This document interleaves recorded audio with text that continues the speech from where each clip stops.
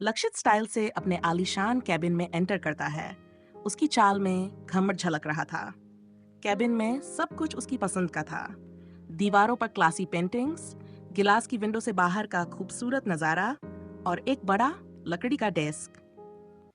लक्षित सीधा गिलास विंडो के पास आकर खड़ा हो गया। उसके सामने शहर का एक शानदार नजारा था। ऊंची ऊंची बिल्डिंग, सड़क पर भागती हुई कार और बिजनेस का चमचमाता संसार। लेकिन उसकी नजरें चारों ओर थीं। लक्षित ने गहरी सांस ली और तिरछी मुस्कान के साथ कहा, अब बेंगलोर पर मेरी हुकूमत शुरू होगी।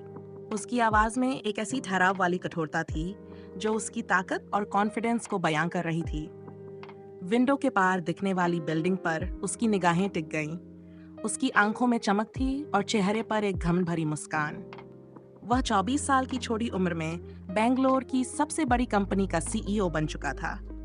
लक्षित की नजरें विंडो से बाहर ही टिकी थीं। इसी दौरान उसके फोन की रिंगटोन गूंजी। उसने अपने डेस्क की तरफ बढ़कर फोन उठाया।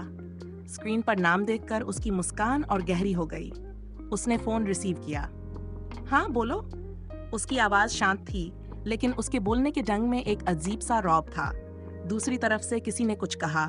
लक्षित ने गौर से सुना और फिर उसकी आंखों में एक इविल चमक उभरी। उसके चेहरे पर एक तिरछी मुस्कान छा गई। दिलचस्प, उसने धीरे से कहा और फोन रखते हुए विंडो की ओर वापस मुड़ गया। बाहर का नजारा देखते हुए उसने खुद से बुदबुदाया, अब खेल शुरू होगा। वहीं दूसरी तरफ रिद्धिमा अपने ऑफिस की डेस्क पर सिर टिकाए बैठी थी। उसके चारों ओर फाइलें बिखरी पड़ी थीं, लेकिन उसका ध्यान कहीं और था। वह बार बार अपनी रिस्ट वॉच को देख रही थी, फिर सामने पड़ी स्क्रीन पर, लेकिन काम करने का बिल्कुल मन नहीं हो रहा था। उसकी आंखों में चिंता साफ झलक रही थी। तभी भैरवी अपनी कुर्सी से उठकर उसके पास आई। उसने रिद्धिमा की हालत देखकर झुंझलाते हुए कहा, ओए रिद्धिमा, क्या हो गया तुझे? क्यों सुबह वाली बात को लेकर बैठी है? अब तक भूल नहीं पाई? रिद्धिमा ने भैरवी की ओर एक थकी हुई नजर डाली और उदास आवाज में कहा, यार, ये जॉब मेरे लिए बहुत इंपॉर्टेंट है।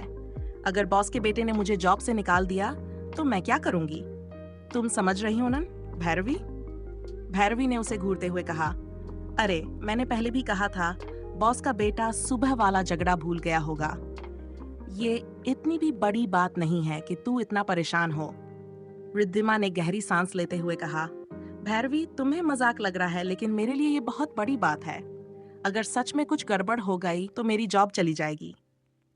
भैरवी ने अपनी आंखें घुमाते हुए कहा, तू परेशान होना चाहती है तो बैठ के होती रह। मुझे इससे कोई फर्क नहीं पड़ता।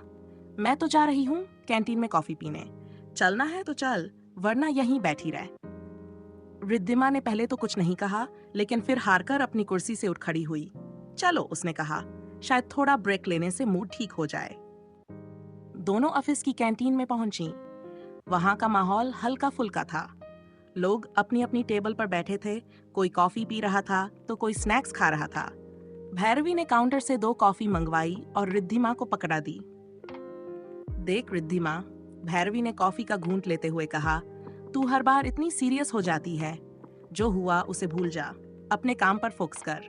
रिद्धिमा ने हल्की मुस्कान के साथ कहा, शायद तुम सही कह रही हो, मुझे इतना ज्यादा सोचना नहीं चाहिए। भैरवी ने हंसते हुए कहा, शुक्र है तेरी अक्ल वापस आई। अब चल, वापस काम पर लगते हैं, वरना ये दिन ऐसे ही बर्बाद हो जाएगा। इस तरह दोनों कैंटीन से लौट आई। रिद्धिमा ने अपनी सीट पर बैठकर काम करना शुरू किया। भले ही दिन की शुरुआत खराब हुई थी, लेकिन भैरवी की बातों ने उसका मूड थोड़ा हल्का कर दिया था। पूरे दिन में काम के बीच बीच में भैरवी उसे छेड़ती रही और रिद्धिमा के चेहरे पर मुस्कान वापस लौट आई।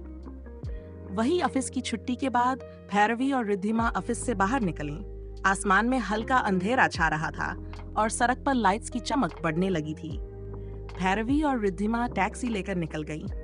रिद्धिमा अपने हॉस्टल से कुछ दूर उतर गई और हमेशा की तरह उसने अपने बैग से ईयरफोन्स निकाले और गाने सुनते हुए पैदल ही अपने हॉस्टल की ओर चल पड़ी।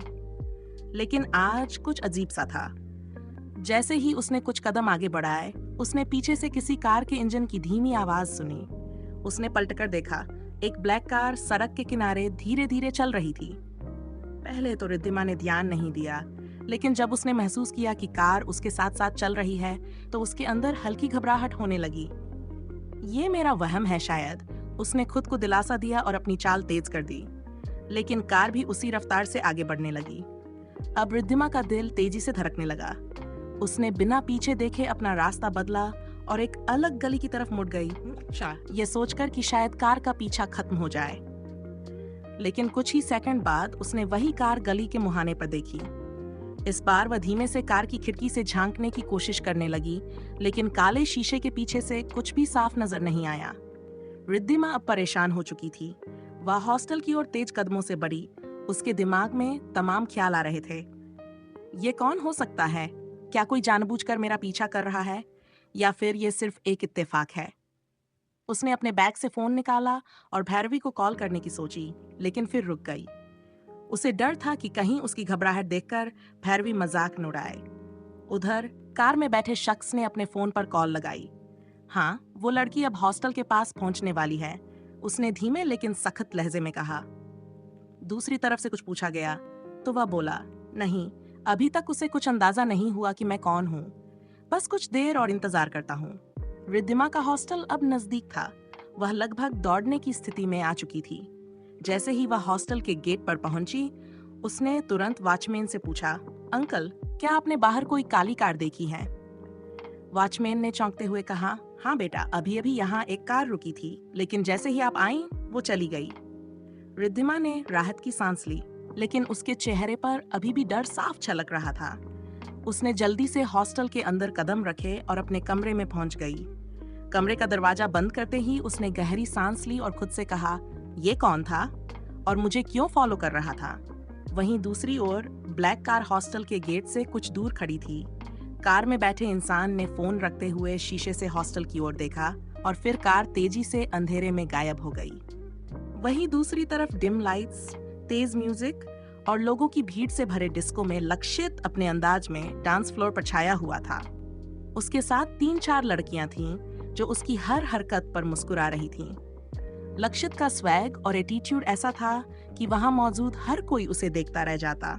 लेकिन उसकी नजर अचानक एक कोने में खड़े कपल पर गई। लड़की अपने बॉयफ्रेंड पर चिल्ला रही थी।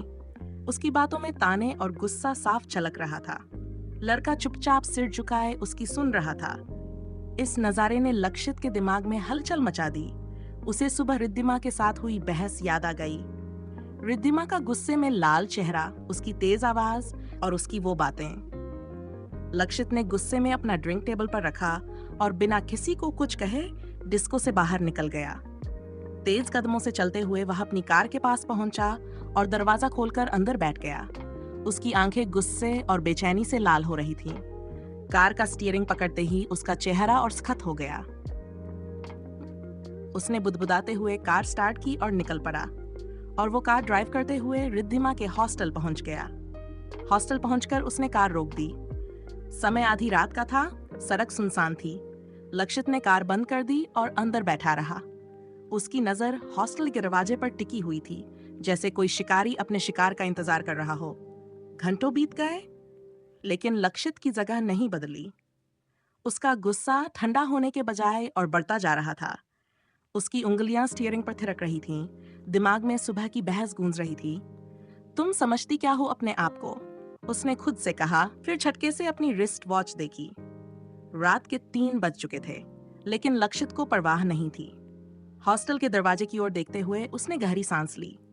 उसे नहीं पता था कि वह यहाँ क्यों है। शायद रिद्धिमा को सबक सिखाने का जुनून था, या उसकी कई बातें चुभ रही थीं। पर एक बात तय थी, इस वक्त लक्षित किसी सनकी से कम नहीं लग रहा था।